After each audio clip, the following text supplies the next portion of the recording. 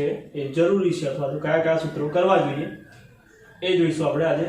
તો આમાં સૂત્રો જે છે એ જોઈએ કયા કયા સૂત્રો છે। ગુજકેટ માટેની સિરીઝ ગુજકેટ 2020 જે રિવિઝન કમ ક્રેશ કોર્સ જેવો હશે, જેમાં બધા ચેપ્ટરના આઈએમપી સૂત્રો જે છે, ઉદાહરણ છે અને જે જરૂરી છે ગુજકેટ માટે એ જોઈશું આમાં। તો કયા કયા સૂત્રો છે?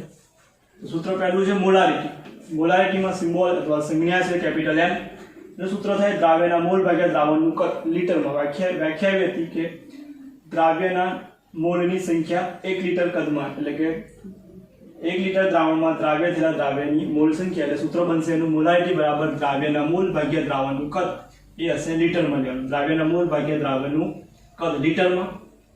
કદની મોલની જગ્યા પર આપણે દળ ભાગ્યા આણ્ય દળ કરી લખીએ, મોલની જગ્યા પર લખાશે દ્રાવ્યનું દળ ભાગ્યા આણ્ય દળ, એટલે થશે ને કદ લીટરમાં છે મેં ml માં કર્યું તો પણ 1000 થી ગુણી લખાશે, એટલે સૂત્ર બનશે મોલારિટી બરાબર દ્રાવ્યનું દળ ગુણ્યા 1000 ભાગ્યા દ્રાવ્યનું આણ્ય દળ ગુણ્યા દ્રાવણનું કદ। અને આપણે સિમ્બોલમાં સંજ્ઞામાં લખીએ તો એ લખી રાખીએ આપણે દ્રાવ્ય માટે 2 નંબર રાખશું અને દ્રાવક જે છે એના માટે 1 નંબર, એટલે કે જ્યાં 1 લખ્યું હશે W1 ત્યાં W2 છે, એનો મતલબ કે દ્રાવ્યનું દળ, અને M2 છે તો દ્રાવ્યનું આણ્ય દળ, બરાબર। એમાં સંજ્ઞા જે છે દળ માટે આપણે W, આણ્ય દળ માટે M1 અને કદ માટે V। તો એ લખાશે દ્રાવ્યનું દળ એટલે W2 ગુણ્યા 1000 ભાગ્યા M2 ગુણ્યા V ml, ml માં છે ઉપર 1000 થી લખ્યું। બીજું સૂત્ર છે મોલારિટી, એની સંજ્ઞા છે સ્મોલ m, જેને મોલ પર kg અથવા તો મોલર કહેવાશે, એકમ થશે। દ્રાવ્યના મોલ ભાગ્યા દ્રાવકનું દળ કિલોગ્રામમાં, દ્રાવ્યના મોલ ભાગ્યા દ્રાવકનું દળ કિલોગ્રામમાં હશે। બીજું સૂત્ર લખાશે મોલારિટી બરાબર દ્રાવ્યનું દળ ગુણ્યા 1000 ભાગ્યા દ્રાવ્યનું આણ્ય દળ ગુણ્યા દ્રાવકનું દળ, એ કિલોગ્રામની જગ્યા પર શું લખાશે ગ્રામ, એટલે કે દ્રાવ્યનું દળ ગુણ્યા 1000 ભાગ્યા દ્રાવ્યનું આણ્ય દળ ગુણ્યા દ્રાવકનું દળ। સૂત્ર બનશે સંજ્ઞાથી સ્મોલ m બરાબર W2 ગુણ્યા 1000 ભાગ્યા M2 W1, M2 દ્રાવ્યનું દળ, W2 દ્રાવ્યનું દળ, M2 આણ્ય દળ, W1 એ દ્રાવકનું દળ થશે ગ્રામમાં હશે। દળથી ટકાવારી શોધવી છે, દળથી ટકાવારી બરાબર એનો સિમ્બોલ છે %W/W, એટલે સૂત્ર બનશે %W/W બરાબર W2 દ્રાવ્યનું દળ ભાગ્યા દ્રાવણનું દળ, દ્રાવણનું દળ એટલે દ્રાવ્ય વત્તા દ્રાવકનું દળ, એટલે ડાયરેક્ટ લખ્યું આપણે દ્રાવ્ય વત્તા દ્રાવકનું પર્સન્ટેજ, એટલે કે ટકા શોધવાના છે ગુણ્યા 100। W અને W2 બંને કેવા લેવાના છે? સમાવા લેવા પડશે આપણે ગ્રામમાં, બંને ગ્રામ। દળથી ટકાવારી સિમ્બોલ %W/V થશે। કદથી ટકાવારી છે, કદથી ટકાવારી માટે %V/V બરાબર V2/V1 + V2, આ બંને કેવા હશે? ml માં લેવા પડશે। દ્રાવ્યનું દળ ભાગ્યા દ્રાવણનું કદ આવશે, દ્રાવ્યનું કદ ભાગ્યા દ્રાવણનું કદ ગુણ્યા 100। બીજું છે દળ કદથી ટકાવારી, જેનું %W/V થશે। સિમ્બોલ છે %W/V બરાબર સૂત્ર થશે W2/V, દ્રાવ્યનું દળ ભાગ્યા દ્રાવણનું કદ ગ્રામમાં હશે, ml માં હશે ને ગુણ્યા 100, એટલે એની ટકાવારી થશે। મોલન્સનું સૂત્ર એટલે સિમ્બોલ x, જે તે ઘટકના મોલન્સ શોધવાના નીચે લખાશે। સૂત્ર કોમન સૂત્ર બધા માટે જોઈ લઈએ। મોલન્સ બરાબર જેના મોલન્સ શોધવાના છે, જે તે ઘટકના મોલ ભાગ્યા દ્રાવણમાં રહેલા કુલ ઘટક છે એ ઘટકના કુલ મોલ થશે, એટલે જે તે ઘટકના મોલ ભાગ્યા કુલ મોલ કરશું એટલે મોલન્સ આવશે। મોલન્સ માટે x1 અને x2 એટલે જેટલા બી ઘટક છે બધા ઘટકના મોલન્સનો સરવાળો એકમ, એટલે કે 1 થાય।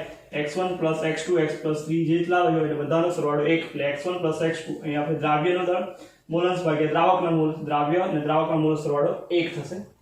ppm તો કે ppm પાર્ટ્સ પર મિલિયન થશે, એટલે કે જે તે ઘટકની સંખ્યા ભાગ્યા કુલ ઘટકોની સંખ્યા ગુણ્યા 10⁶, એટલે મિલિયન પાર્ટ્સ પર મિલિયનમાં થશે, એટલે ppm કેવા હશે? ppm 3 પ્રકારથી હોય છે, કે દળથી ppm, કદથી ppm અને દળ કદથી ppm, ત્રણે શોધી શકાય। બીજું છે સમપ્રમાણતા, જેને કહેવાય છે નોર્માલિટી, સંજ્ઞા છે નોર્માલિટીમાં આવશે દ્રાવ્યનું દળ ગુણ્યા 1000 ભાગ્યા દ્રાવ્યનું તુલ્ય દળ ગુણ્યા દ્રાવણનું કદ ml માં। તુલ્ય બળ શોધવા માટે જો એસિડ હશે તો આણ્ય દળ ભાગ્યા એની બેઝિકતા કરીશું, બેઝ હશે તો એનું આણ્ય દળ ભાગ્યા એનું એસિડિકતા કરીશું।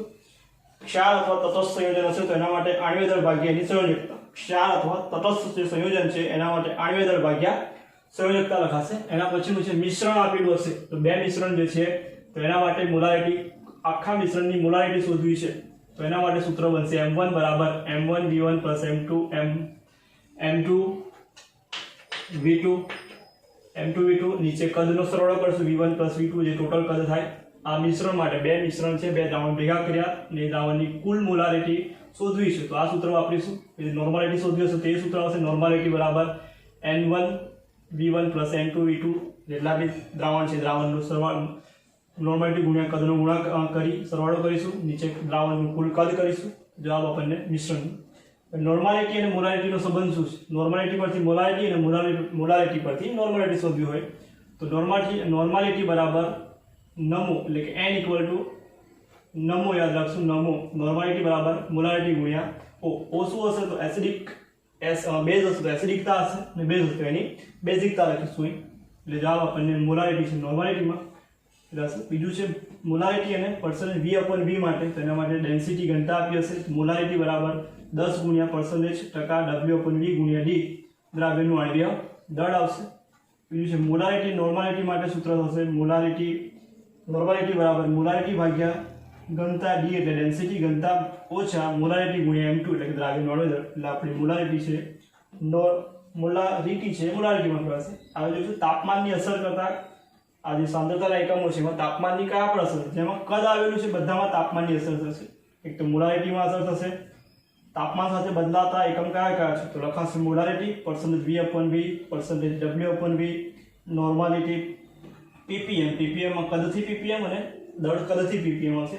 એ તાપમાન સાથે બદલાશે। આ તાપમાન સાથે બદલાશે તાપમાન સાથે નહીં બદલાય જેમાં V નથી આવે એટલે કદ નથી એટલે કે મોલારિટી પર્સન્ટેજ W/W અને ppm છે જે દળથી ppm એટલે તાપમાન સાથે બદલાશે નહીં।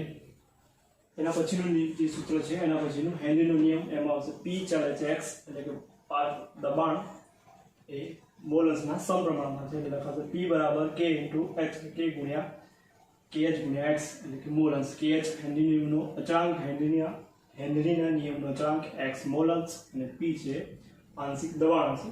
પછીનું જે બીજું છે રાઉલ્ટનો નિયમ 2 છે બાષ્પશીલ દ્રાવ્ય અને અબાષ્પશીલ દ્રાવક। બાષ્પશીલ દ્રાવ્ય માટે આવશે P1 બરાબર P10 * x1 જ્યારે બાષ્પશીલ દ્રાવ્ય અને દ્રાવક માટે પહેલા બે અલગ માટે શોધશો।